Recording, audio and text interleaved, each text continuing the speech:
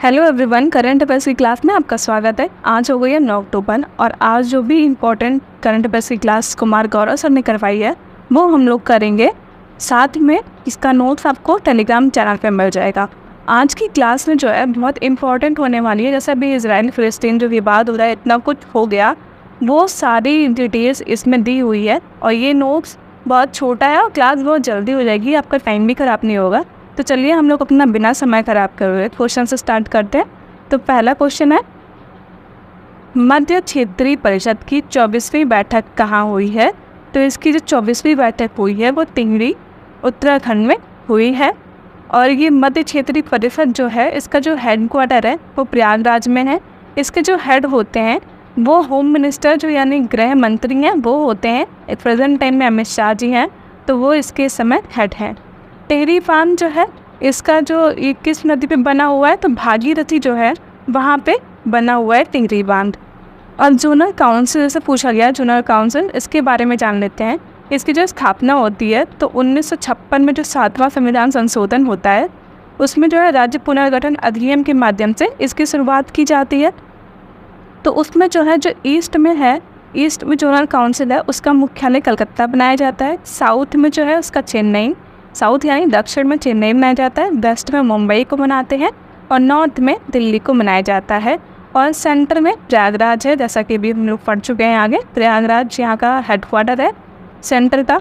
और अभी 1971 में जो है नॉर्थ ईस्ट काउंसिल बनाई गई थी, इसका हेडक्वार्टर जो है हिमाचल प्रदेश के शिलोंग में है। तो ये वेरी इंपॉर्टेंट है क्योंकि ज़्यादातर लोग ऐसे तो याद कर लेते हैं पूरा पश्चिम उत्तर दक्षिण, तो जो है जो नॉर्थ ईस्ट है ये ज़्यादातर एग्जाम में पूछा जाता है। तो इसको अच्छे से रख लेना कि इसका जो मुख्यालय है वो शिलोंग में है। राज्य पुनर्गठन आयोग, तो जो ये बना था इसके अध्यक्ष कौन थे? इसको हम लोग फजल अली आयोग भी कहते हैं क्योंकि इसके अध्यक्ष जो हैं वो फजल अली थे। इसमें कुल 3 सदस्य थे। फजल अली थे, पनिक्कर थे और के मुंशी, ये तीनों थे। फजल अली अध्यक्ष थे जिसके कारण इसको फजल अली आयोग भी कहा गया। दूसरा क्वेश्चन है, यूरोप का पहला पुनः प्रयोज्य रॉकेट म्यूरा 1 किसने लॉन्च किया है? तो म्यूरा 1 को जो है स्पेन ने लॉन्च किया है और ये जो है यूरोप का पहला पुनः प्रयोज्य रॉकेट है। और किस कंपनी ने बनाया है? तो PLD स्पेस वहाँ की कंपनी है, उसने बनाया है। म्यूरा 1 जो है ये जो है रीयूजेबल रॉकेट है और इसका नाम जो रखा गया है वो लड़ने वाले बैल के नाम पर रखा गया है। म्यूरा मतलब लड़ने वाले बैल। स्पेन की राजधानी देख लेते हैं, वो मैड्रिड, ये इसकी राजधानी है। यहाँ पे जो यूरोप में जो है, यूरोप को हम लोग मरुस्थल विहीन महाद्वीप भी कहते हैं। यहाँ पे मरुस्थल नहीं पाए जाते हैं। टाइटन पनडुब्बी भी गायब हुई थी, वो अटलांटिक महासागर में गायब हुई थी, मतलब डूब गई थी। ये लोग टाइटन को जो मलबे थे उसको देखने गए थे, लेकिन ये गायब हो गई, वहाँ से ही मिली ही नहीं। तीसरा क्वेश्चन है, चर्चा में रही वल्कन 2020 परियोजना का संबंध किस देश से है? तो वल्कन 2020 परियोजना पूछ रहा है, तो इसका संबंध जो है ब्रिटेन UK से है। वल्कन 2020 जो है वर्ल्ड मोस्ट पावरफुल लेज़र है। लेज़र मतलब वर्ल्ड मोस्ट पावरफुल लेज़र है। 2020 का मतलब है 20 मतलब 20 गुना अधिक शक्तिशाली है और 20 किलो जूल जो है इससे आउटपुट आएगा। ये 2020 का मतलब है और ये सबसे ज़्यादा मतलब अभी तक जो लेज़र थी उससे 20 गुना अधिक शक्तिशाली है, इसलिए इसका नाम 2020 रखा गया है। और ये vulcan 2020 world most powerful laser है जो कि ये परियोजना ब्रिटेन की है। लीगो इंडिया को किसने लॉन्च किया था? तो ये हिंगोली में लॉन्च किया गया महाराष्ट्र में। आदित्य L1 मिशन किससे लॉन्च किया गया था? तो PSLV-C 57 से लॉन्च किया गया। हमने कल जो क्लास करवाई थी उसमें कहा था कि लास्ट में कि जो लोग जहाँ से हैं कृपया बताएं कि कहाँ से कौन क्लास कर रहा है। तो उसमें कुछ लोगों ने बताया कि यहाँ से कर रहे हैं। थैंक यू सो मच इतना बताने के लिए, कमेंट करने के लिए। तो चौथा क्वेश्चन है, 19वें एशियाई खेलों में भारतीय दल ने कुल कितने पदक जीते हैं? तो ये जो है 19वां एशियाई खेल जो कि हांगझो चीन में हो रहा था ये हो चुका है, समाप्त हो चुका है। इसमें भारत ने रिकॉर्ड तोड़ा है, मतलब अपना ही रिकॉर्ड तोड़ा है। 107 मेडल जीते हैं इसमें, जो कि इसमें 28 गोल्ड है, 38 सिल्वर है और 41 ब्रॉन्ज मेडल जीते हैं। और इसमें जो फर्स्ट नंबर पे सबसे ज़्यादा पदक जीते हैं वो चीन ने खुद ही जीते जहाँ पे हो रहा था। और भारत में इसकी जो है भारत की रैंक चौथी है 19वें एशियाई खेलों में। इसमें जो ध्वजवाहक थे वो हरमनप्रीत सिंह थे और लवलीना बोरगोन थी। जब समापन हुआ तो उस टाइम पे जो ध्वजवाहक थे वो PR श्रीपेस, जो कि हॉकी टीम के गोल्फर है, वो उस टाइम पे ध्वजवाहक थे। अब इसमें जो अवार्ड मिले हैं, जैसे एशियन गेम कहाँ हो रहा था ये तो पता होना चाहिए कि जो पहली बार हुआ था वो 1951 में दिल्ली में हुआ था। 2018 में 18 नंबर का हुआ था, वो जकार्ता में हुआ था।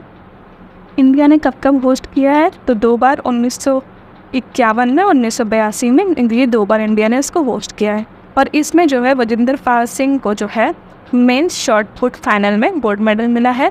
अविनाश शैम्बल को जो है मेंस 3000 मीटर स्टीपल चेस में गोल्ड मेडल मिला है। शूटिंग फाइनल स्पोर्ट जो है उसमें 22 पदक जीते हैं शूटिंग में, जिसमें 7 गोल्ड है, 9 सिल्वर है, 6 ब्रॉन्ज जीते हैं। स्क्वैश में जो है भारतीय टीम ने गोल्ड मेडल जीता है। इसमें अन्नू रानी भाला फेंक में जो महिला में जीता उन्होंने अन्नू रानी ने, जो पुरुष में जीता नीरज चोपड़ा ने गोल्ड मेडल जीता है। और इसमें जो पहला गोल्ड आया था 19 पे जो खेल हुआ था 19वें हांगझो, उसमें जो पहला गोल्ड मिला था वो ऐश्वर्या, दिव्यांश और रुद्रांश इन लोगों ने जीता था। नेक्स्ट है 5वां question, Asia Pacific Institute for Broadcasting Development AIBD का अध्यक्ष किसे नियुक्त किया गया, तो इसका अध्यक्ष जो है वो भारत को नियुक्त किया गया है, जो कि तीसरी बार लगातार बना है। लगातार नहीं, मतलब जो कि तीसरी बार बन चुका है, ये तीसरी बार बना है Bharat. Asia Pacific Institute for broadcasting, इसकी स्थापना 1977 में हुई थी। इसका जो हेडक्वार्टर है वो मलेशिया का जो कोलमपुरम है वहाँ पर है। इसका जो 21वां सम्मेलन हुआ था अभी हुआ है मॉरिशस में, पोर्ट लुई में, वहाँ पे इसकी घोषणा की गई थी कि भारत इसका अध्यक्ष होगा। और 2023 में भारत किसका अध्यक्ष किसका होस्ट रहा है, तो SCO का होस्ट रहा है भारत। ICC वर्ल्ड कप का रहा है भारत। G20 2023 का भारत रहा है। वासना व्यवस्था जो हुई उसका भी हेड भारत रहा है। हॉकी वर्ल्ड कप का भी होस्ट भारत रहा है। 6ठा क्वेश्चन है, भारतीय वायुसेना का 91वां स्थापना दिवस समारोह कहाँ आयोजित हुआ है, तो ये प्रयागराज में आयोजित हुआ है। कौन सा है, 91 नंबर का है, भारतीय वायुसेना का है, प्रयागराज में आयोजित हुआ है। वहाँ पे जो है बमरौली वायुसेना स्टेशन वहाँ पे किया गया है। इंडियन एयर फोर्स की जो स्थापना हुई थी वो 8 अक्टूबर 1932 में हुई थी। इसका जो ध्येय वाक्य है वो नव स्पर्शम दीप्तम है। इसके जो हेड है प्रेजेंट टाइम में वो BR चौधरी हैं। ये जो हुआ था आयोजन, उसमें जो है परेड में जो है हेड थे वो शालिजा धामी थी, जो कि पहली भारतीय महिला बनी है, शालिजा धामी। 7वां क्वेश्चन है, रिलायंस के जियो मार्ट का ब्रांड एम्बेसडर किसे बनाया गया है, तो रिलायंस के पूछ रहा है जियो मार्ट का, तो महेंद्र सिंह धोनी जी को बनाया गया है। कुछ और ब्रांड एम्बेसडर देख लेते हैं जो कि इंपॉर्टेंट है एग्जाम के लिए। जैसे ICC वर्ल्ड कप का ब्रांड एम्बेसडर शाहरुख खान को बनाया गया है। ICC वर्ल्ड कप का वैश्विक दूत जो है वो सचिन तेंदुलकर जी को बनाया गया है। BPCL श्योर और प्योर जो है उसके ब्रांड एम्बेसडर राहुल द्रविड़ को बनाया गया है। इन्फोसिस का जो है मेल में जो है ब्रांड एम्बेसडर राफेल नडाल है और फीमेल में एगा एस्वाटेक है, ये इन्फोसिस के ब्रांड एम्बेसडर है। पेप्सिको ब्रांड एम्बेसडर पेप्सिको के जो रणवीर सिंह बनाए गए हैं, रणवीर कपूर ने रणवीर सिंह बनाए गए हैं। 8वां क्वेश्चन है, मुख्यमंत्री लोक सेवक आरोग्य योजना कहाँ प्रारंभ हुई है, तो ये असम में प्रारंभ हुई है। कहाँ, असम में प्रारंभ हुई है मुख्यमंत्री लोक सेवा आरोग्य योजना। वहाँ हेमंत जो है विश्वा इन्होंने प्रारंभ करी है। क्या है उद्देश्य, जो कर्मचारी हैं, पेंशन भोगी हैं और इनके आश्रित परिवार को ऑनलाइन चिकित्सा बिल प्रतिपूर्ति कराना है, तो ये इसका उद्देश्य है। अब असम से जो है अलग होने वाले राज्य कब कब अलग हुए, जैसे अरुणाचल प्रदेश हुआ 1987 में, नागालैंड 1963 में, मणिपुर मेघालय और त्रिपुरा जो है वो 1972 में हुआ, मिजोरम 1987 में हुआ। 9वां क्वेश्चन है, भारत का पहला हरित ऊर्जा पुरातात्विक स्थल बनने वाला तटशोर मंदिर कहाँ स्थित है, तो भारत का पहला पूछ रहा है हरित ऊर्जा पुरातात्विक स्थल है, तो ये तमिलनाडु में जो है महाबलीपुरम शोर मंदिर, ये यहाँ पे स्थित है।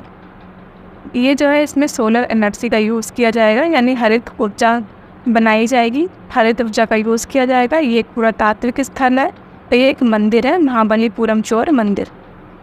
नेक्स्ट है, भारत का पहला 24/7 सौर ऊर्जा संचालित गांव कौन सा है, तो मोढेरा गांव है।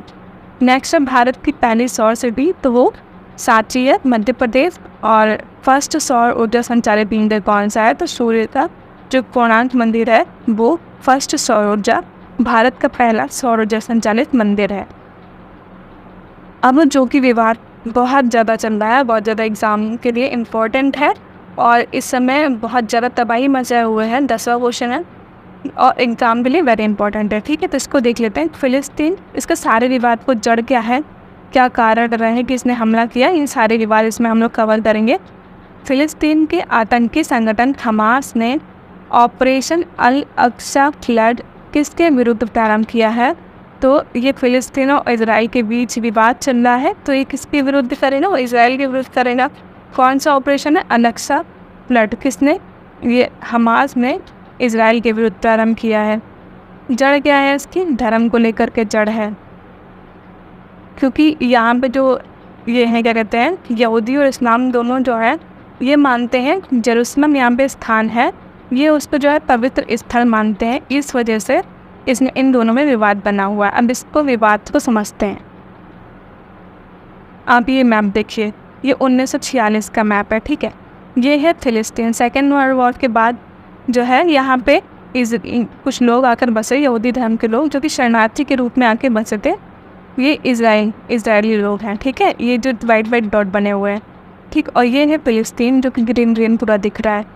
फिर उसके बाद यूएन कहता है कि जो इजराइल है इनको भी जगह मिलनी चाहिए, यूएन इनको सपोर्ट करता है, तो इजराइल अब इतने क्षेत्र में फैल चुका है, फ़िलिस्तीन यहाँ पर है। फिर उसके बाद क्या होता है कि 1967 में जो होता है 6 डे वॉर होता है, 1967 में 6 डे वॉर होता है, जिसमें इजराइल को सब हराने में सीरिया हो गया और मिस्र हो गया, इजिप्ट, ये इनको सब हराने में लगे हुए थे, लेकिन ये हारा नहीं, जीत गया। ये यहाँ आप देख सकते हैं गाजा पट्टी की लोकेशन, और ये है फ़िलिस्तीन और ये पूरा इजराइल है। यहाँ पे गाजा पट्टी में एक समूह है हमास, जो कि एक आतंकवादी ग्रुप है। ये है फ़िलिस्तीन, यहाँ पे वेस्ट बैंक है, और 1967 में 6 दिन का वार हुआ था, जो कि इसमें इजिप्ट और फ़िलिस्तीन ये सब हार गए थे, और इजराइल पे कहाँ ये शरणार्थी के रूप में आया था और कहाँ इसने इतने ज़्यादा क्षेत्र पे कवर कर लिया। ये शरणार्थी जो है अधिकांश भाग पर छा चुके हैं।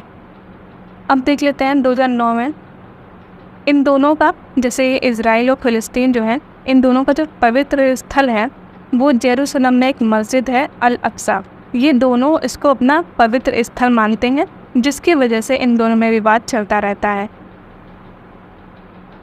ये है मस्जिद।